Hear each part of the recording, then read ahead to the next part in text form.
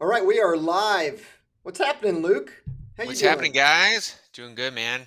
So, Luke and I were talking yesterday about, we try to plan as much as we can. We're both very busy, but we do our best to try to plan. But what we also find is when we don't plan, we end up having better engagement, better views, and such, just because it's like a really raw conversation. But the one thing that we do want to talk about today is something that we've been talking about in a lot of our videos. That's artificial intelligence. That's Chat GPT.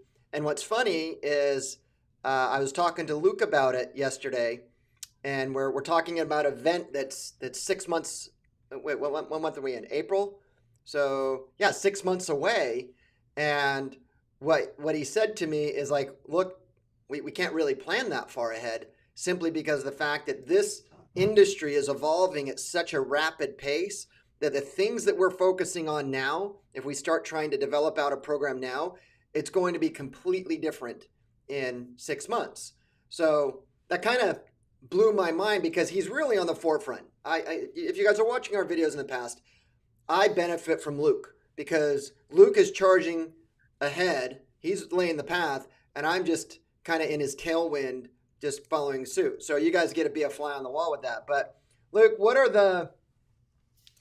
when we were talking about that, what I saw, what I heard was this is a lot like when we were teenagers when the internet started to really uh, come about. It's I look at the artificial intelligence. Chat GPT is definitely the forerunner on that. I look at what we're going through now, similar to a technical revolution as what the what the internet did to business and Yeah. life. I look at AI and Chat GPT at the foreground doing the same. Do you agree? Yeah, absolutely, 100%. The internet was a massive shift. I think a big shift from that point was going to, our iPhones and our mobile phones. Like that was like another like massive kind of shift in everything, going from, web-based browsers to kind of apps and phones and having that access all the time, just distribution. And this is, yeah, definitely without a doubt, that next big like tectonic shift, that's, I mean, it's already disrupting, tons of stuff. So yeah, huge shift. And it's not, it in my, opinion, it is not a fad. It is like adopt or die, Yeah, you're not putting that genie back in the bottle. Yeah.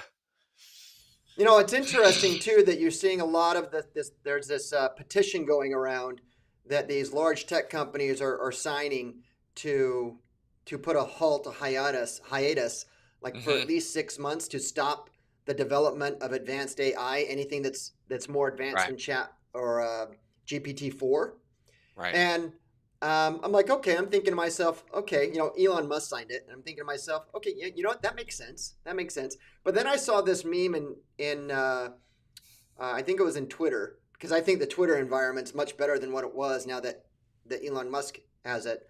But Right. I saw this point of a different point of view. It's like, of course, big tech wants to put a hiatus on it so they can allow themselves to catch up because we've been talking about Microsoft, we've been talking about Yeah. Google, and they're really behind the eight ball on the development of things and where we're at now. There's no doubt in my mind that they're going to come out with the audience that they have. There's no doubt in my mind that they're going to come out and just come out with something amazing.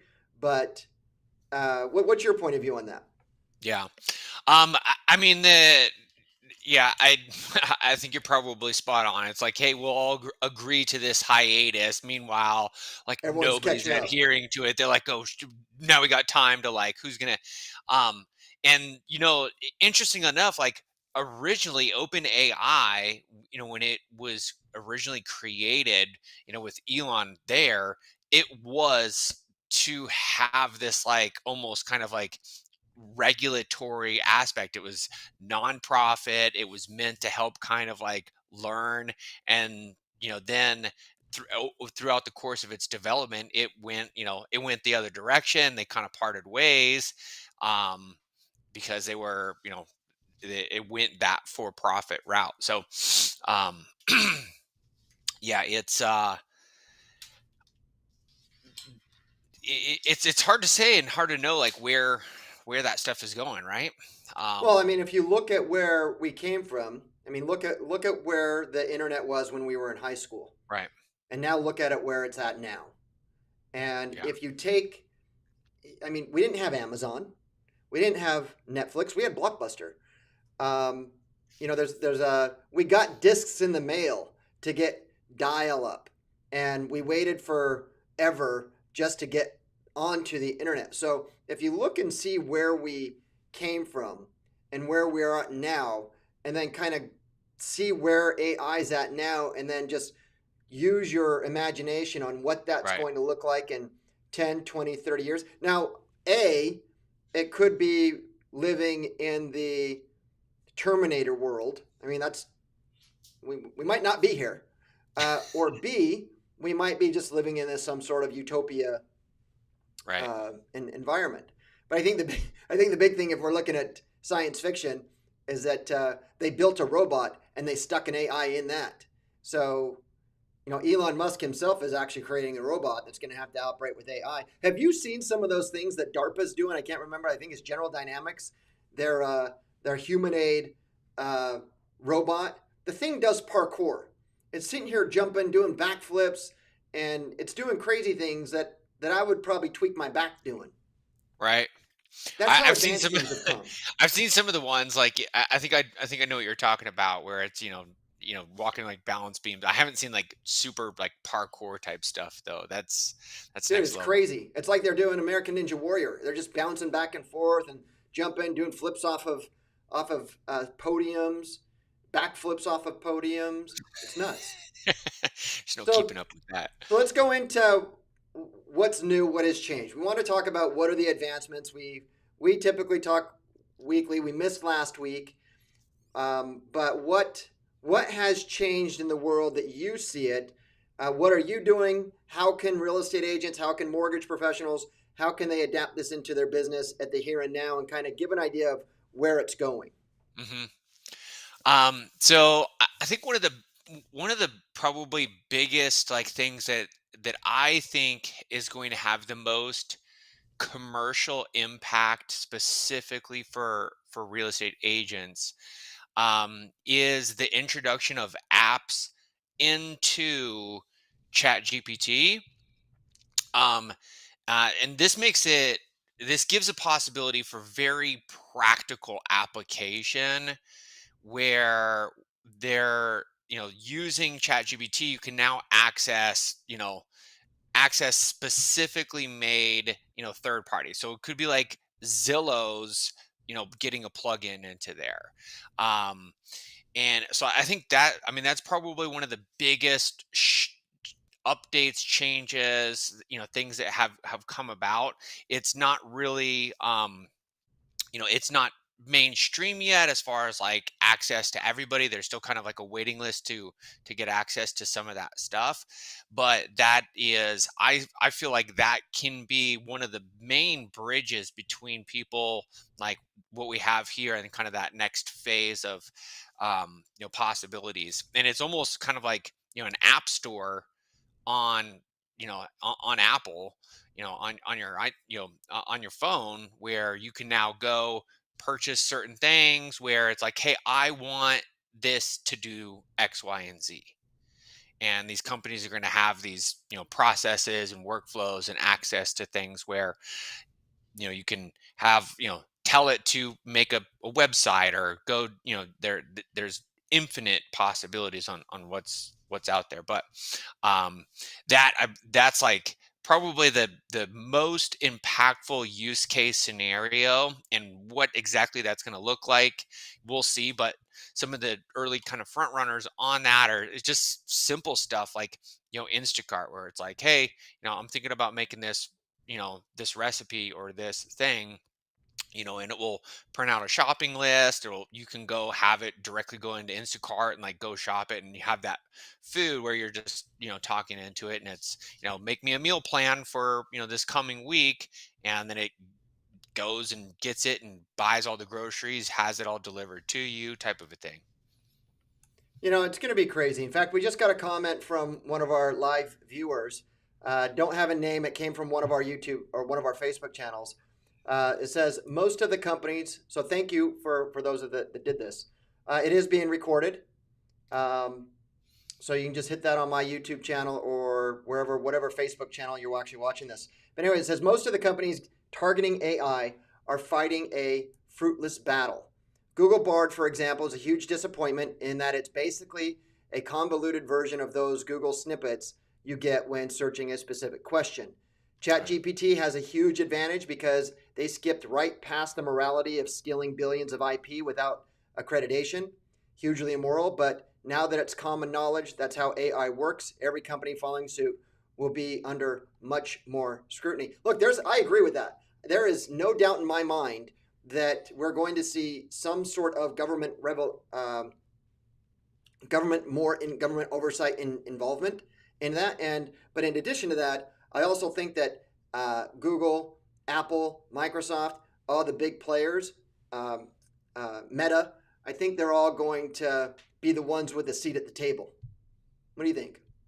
Yeah, I mean, they have the war chest and the distribution, more importantly, like the data coming into it to be able to leverage it. And it's Microsoft's purchase into Chat GPT. I mean, that was that was a brilliant move, and they're extremely well versed in that type of business model. So I don't think it could have played that any better there. But absolutely, I mean, there's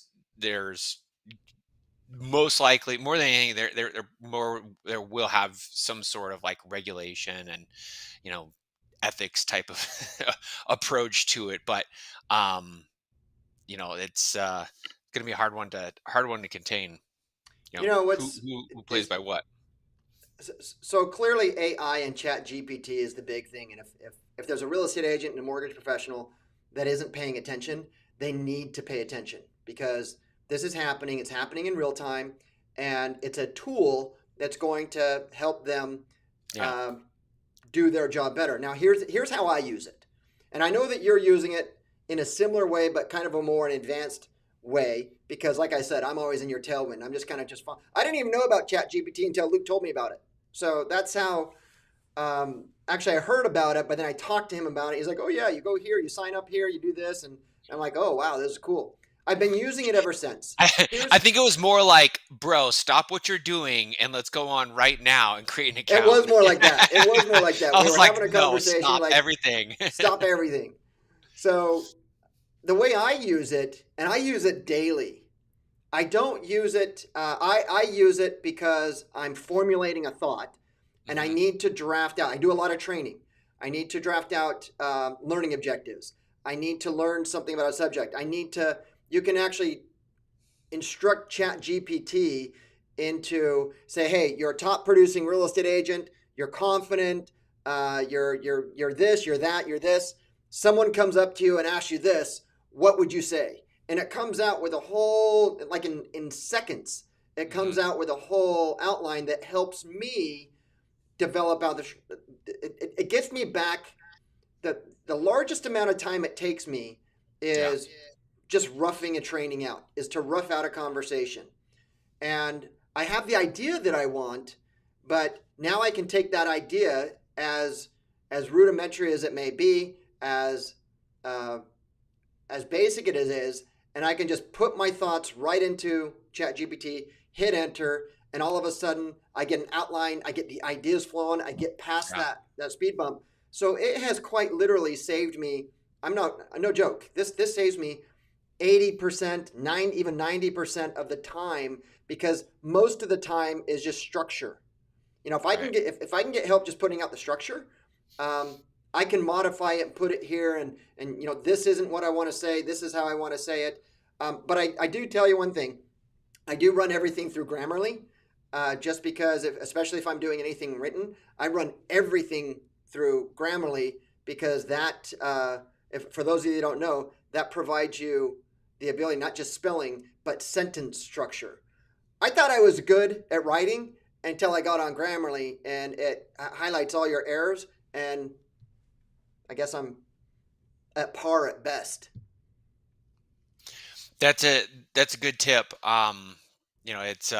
It's it puts out really good stuff, but like making it readable. I used another thing kind of like Grammarly in the past, where it was like trying to simplify things down to like a third and fourth grade reading level just for comprehension and ease of it Well, makes here's the sense great though, like thing it's is that you can have Chat GPT is like take this complicated subject and right. explain it so that a fifth grader could understand it. Now, have you ever watched that old game show that's Are You Smarter Than a Fifth Grader?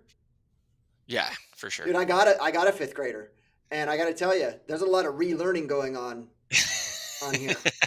There's a Like, oh lot of man. things that I probably did really well in fifth grade that has just exited stage right in my head that I got to relearn.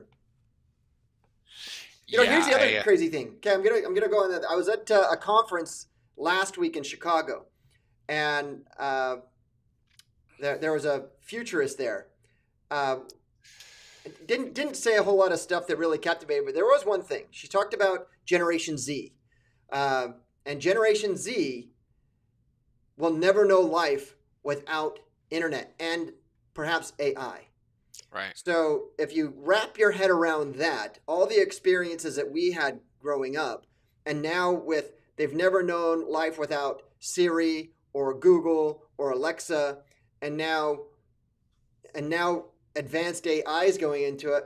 What does that consumer look like in 20 years? What does that consumer look like in 30 years? They're already building a relationship in their mind. Look, we're looking at artificial intelligence as just a computer and a robot because of where we came from.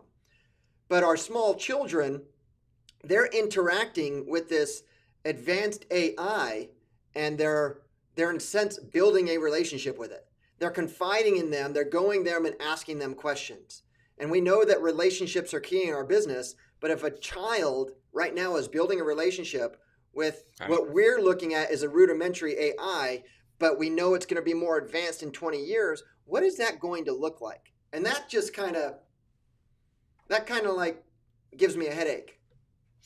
Yeah, I mean that is that is a massive industry just in and of itself, just providing, the concept of, a relationship with, artificial intelligence. And there's a lot of people that will seek that out. They'll, everybody wants to, feel heard and comfort and listened Tell you to what, you and know, no one ever spoke has to to be like lonely, I guess.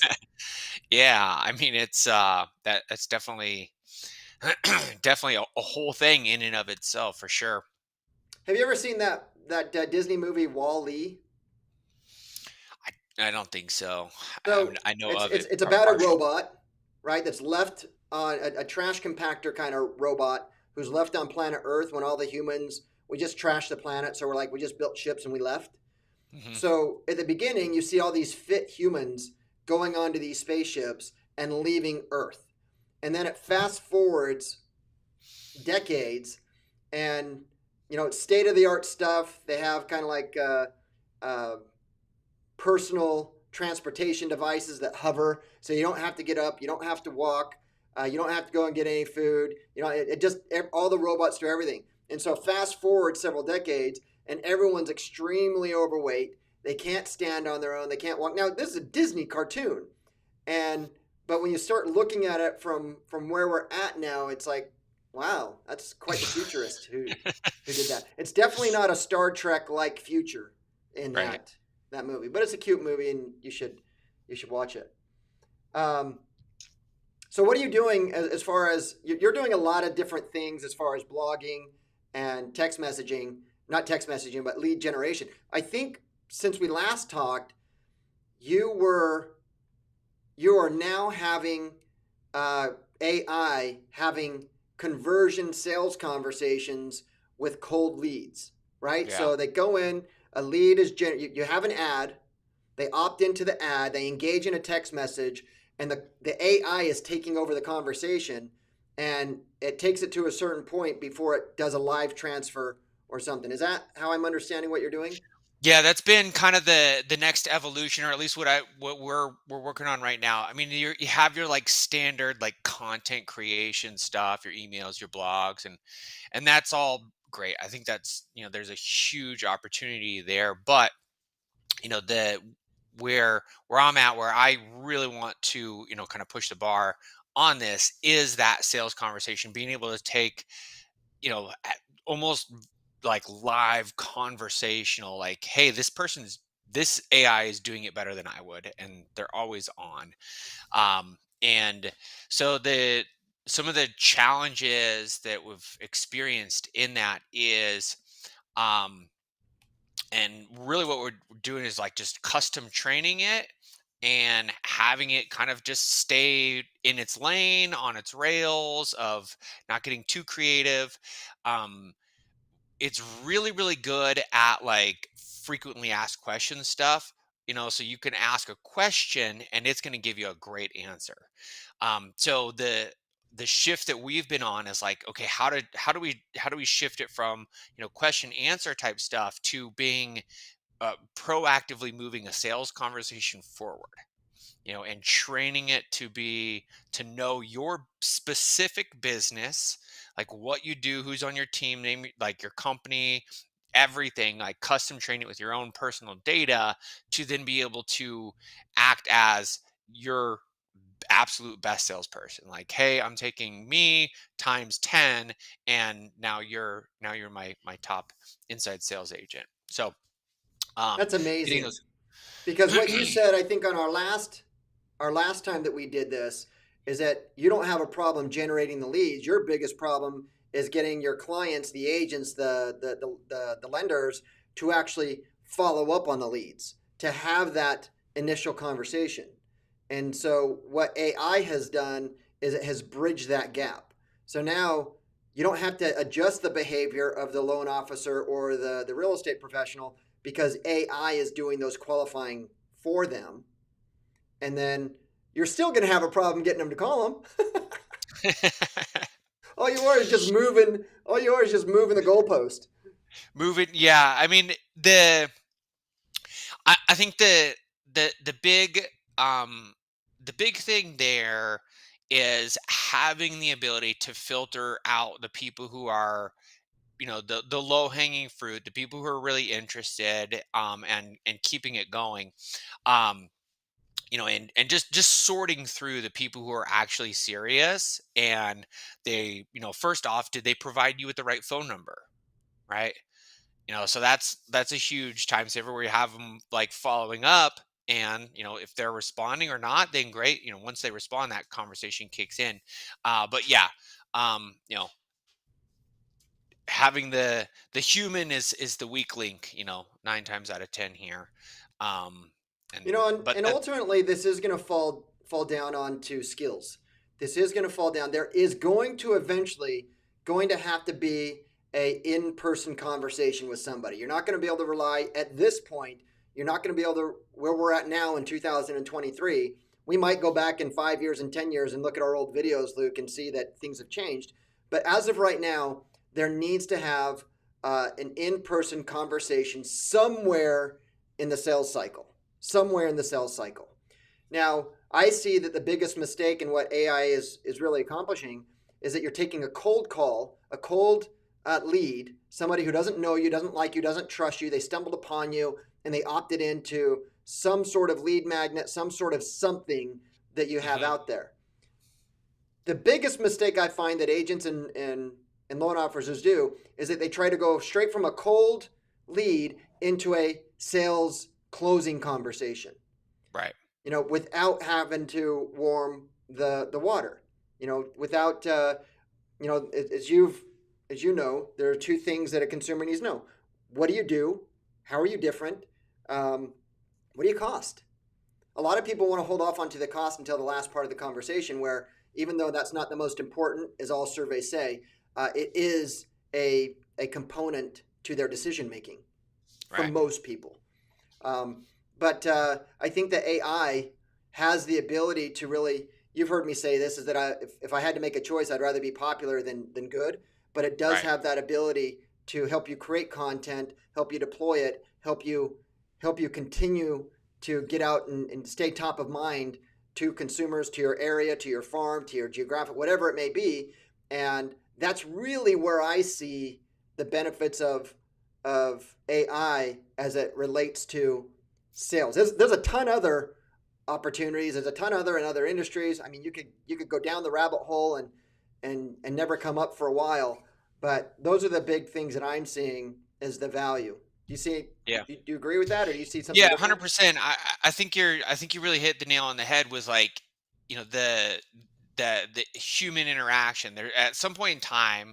That's, and really that's the name of the game at the end of the day, is just to have more of those opportunities and more of those at bats, and just leveraging the tools and systems and AI and all that stuff to have more opportunities there. Um, and building those relationships, and so many people treat that first engagement like a sales call, right? And that's I see that as a primarily number one. It's like, find out like what their needs are and how you could help them, building that But relationship. You're not but if going we in if we for a program. go if we go a step behind the interaction, because not everyone's just going to respond that very first ad. One of the Yeah. things, and we've always talked about that there is a certain type of understanding you need to know about technology. You can't just go into Chat GPT and all of a sudden you're having a fully automated bridge of the enterprise. I see that you still need to have those fundamentals of a digital strategy.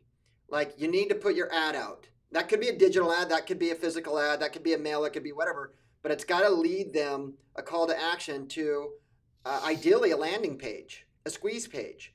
And once they hit that page, have them opt into your stuff, which is the path that we're talking about, right? Once they Hmm. enter in and they become a lead and you have AI take over, have those conversations. But for those that don't opt in, you need to have those retargeting campaigns. You need to you need to be able to have an ad campaign that follows them around social media, that follows them around the internet for like the next 30 days, pushing them to sign up for whatever it is that they clicked on, and then Right. have that next level campaign powered by AI. And then you just need to map out that whole funnel until that in person face to face or belly to belly or voice to voice conversation needs to happen. So I think that a lot of people are excited about Chat GPT. I also think that my understanding of the people that I know that are in real estate, they actually don't have the infrastructure to really implement AI and Chat GPT to really get the maximum effort. Yeah, they could do what I'm doing and use it to help write a blog or write an email or structure out thoughts. But if you really want to take the full advantage, you need to have a technological backbone. I think we Yeah, talked about that there's before. yeah, that's definitely a big bottleneck for most people putting it into practical application on a daily basis. And the another main bottleneck that I see a lot of times is, we have this at our disposal, but it's still, even though it dramatically reduces the amount of time that it takes to create stuff, we still need to get that out there, still need to plug that into your email, you still need to have that blog post, right? And really what we're finding, a combination of ChatGPT, virtual assistant, and SOPs, game over. Game over. Game over. And that's like, that and this is like a new role in and of itself, where it's like an AI implementer that is going to help support folks to say, hey, sit down, like, Brett, what do you want to do? Like, how do you want it to go? Okay, we're taking this. And now it's real and it's active and it's out there, in your ecosystem that you're creating. So once you create this ecosystem, your traffic, your conversion systems, your follow-up systems, and you have that, and you can take, you know, all those ideas that you have floating around your head, and they can be real, within a fraction of, what it used to take. Nuts. And you know what's interesting about what you said is all of those fundamentals, even if you took out Chat GPT like 6 months ago, that's all you needed to have a game changer. Now you just need to add to it. The standard Right. operating procedures, the systems, the funnels, you know, AI just amplifies it, but you need to have all of those things in place in order to get it to amplify it. And even if you didn't amplify it with AI, you would still do really, really well without it if you had those keys in place. So the key is just getting those systems in place, right? Getting that process in place. Yeah, absolutely. I mean, that model in and of itself is, or just, creating, that's how in any business is grown, right? You have something that's working, you create a process for it, then you're able to teach that process to other people so you can leverage your time.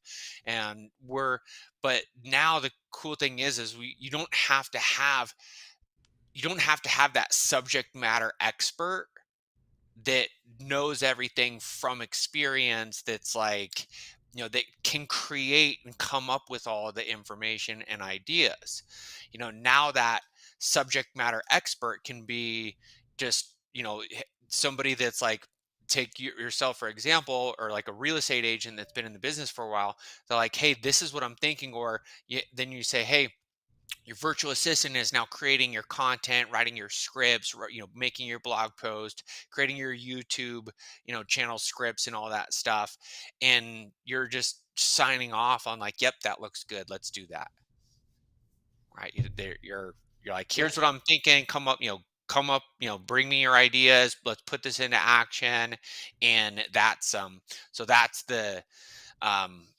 that's the big leverage where folks will get the most out of it, and actually be able to use it in their day-to-day business, where it's not just like, hey, that's cool, I wrote an email or I responded to a client. Like, no, put yeah, having that as a part of your process, and daily procedures to implement. So it's not a okay. matter of, AI is not going to take over your job for you, but there's a really big possibility that it's going to be taken over by somebody who is using it. Yeah, yeah. Look, it's the tools are the advancements of tools is why our society is where it's at, right? We're not starting fires with clicking rocks together anymore. Right. And so, anyways, we're at time. So we're at 32 minutes. We like to keep these around 30 minutes. I'll tell you what, Luke and I do our best to hit these every Friday. Be sure to attend here live. If you're here live, then you do have the opportunity to type in your questions. We're going on multiple social media channels live, a few different web YouTube pages live. But if you want to ask questions, if you want to engage, make sure that you hit us live. Otherwise, just put your comments in the field that's provided, whatever platform, whatever media that you're looking at this on. So with that, thanks for watching, Luke.